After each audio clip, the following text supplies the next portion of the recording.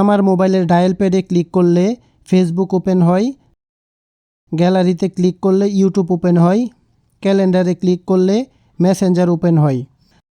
আপনিও আপনার মোবাইলে এই সিস্টেমটি করতে পারবেন। তার জন্য একটি অ্যাপের প্রয়োজন হবে। আগে চলেন অ্যাপটিতে কিভাবে কাজ করবেন সেটি দেখাই।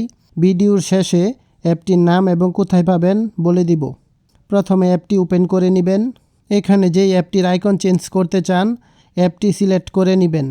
আমি ইউটিউব সিলেক্ট করলাম। এখানে যে আইকনটি দিতে চান ওই আইকনে ক্লিক করবেন। আমি গ্যালারি দিলাম।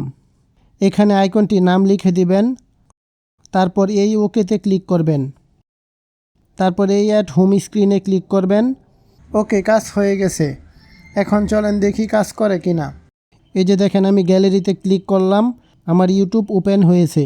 তো যাদের অ্যাপটি লাগবে তারা ভিডিওর নিচে একটি লাইক দিয়ে কমেন্ট করে যাবেন। আমি অ্যাপটির নাম এবং এটি কোথায় পাবেন বলে দিব। তো এরকম টিপস অ্যান্ড ট্রিক সম্পূর্ণ ভিডিও পেতে এখনই আমাকে ফলো দিয়ে রাখুন আর চ্যানেলটি সাবস্ক্রাইব করে রাখুন। ধন্যবাদ।